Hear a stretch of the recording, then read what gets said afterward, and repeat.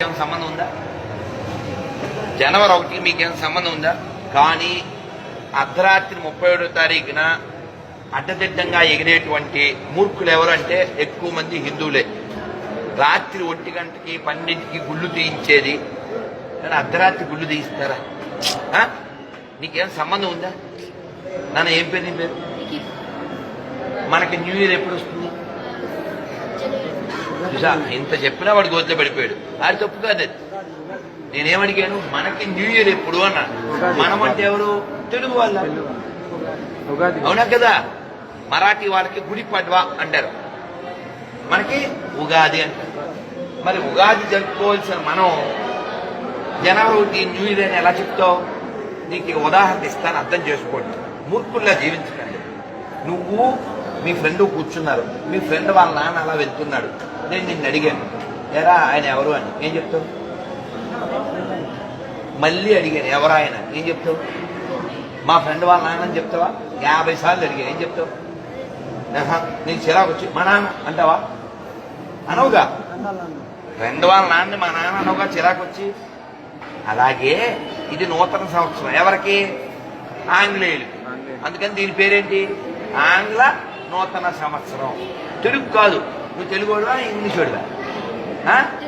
కాబట్టి ఎప్పుడు జరుపుకోవాలి? మనకి కాలంతో పాటు పండుగలు వస్తాయి. అర్థమైందా? జనవరి 1కిను డిసెంబర్ 31కి ఏమైనా తేడా వస్తుందా? ఎన్విరాన్మెంట్ లో, వాతావరణంలో? నిన్న చలి, ఇవాళ చలి. మార్పు వస్తే పండగ, మార్పు వస్తే పండగ. మార్పు ఏముండదుగా. అదే ఉగాదికి పంటలు వస్తాయి, వసంతం వస్తుంది, వాతావరణంలో ఆరోగ్యకరమైన స్థితి వస్తుంది. అందుకని అప్పుడే బడ్జెట్ కూడా పెట్టుకుంటాం మనం.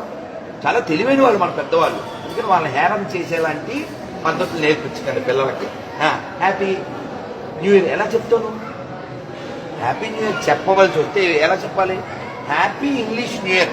వాళ్ళ నాన్న ఎవరొత్త నాన్న? ఫ్రెండ్ వాళ్ళ నాన్న అని చెప్పాలిగా. మా నాన్న అని చెప్పకూడదుగా. మీకు నాన్న ఉన్నాడు కదా, చెప్పడం తప్పు కాదు. ఫ్రెండ్ వాళ్ళ నాన్న గౌరవించాలి. ఎలా గౌరవించాలి? డాడీ అని పిలిచేయకూడదుగా గౌరవించడం అంటే కదా. కాబట్టి మనకంటూ నాన్న ఉన్నాడు, మనకంటూ అమ్మ ఉంది, మనకంటూ కల్చర్ ఉంది. Don't forget your culture. మన సొసైటీ పాడైపోవడం కారణం హిందూ తల్లిదండ్రులే. ఎందుకంటే పిల్లలకి ఏ కల్చర్ నేర్పించట్లేదు. ముస్లిం పిల్లలకి వాళ్ళ తల్లిదండ్రులు నేర్పిస్తారు. ఆడపిల్లలు ఎండాకాలం అయినా సరే లోపల ఒక డ్రెస్ వేసుకుని పైన బురకా వేసుకుని ఎండలో మలమల మాడిపోతారు. ఎందుకని? వాళ్ళ system. Even though there is a కష్టం, they follow the system because that is their system.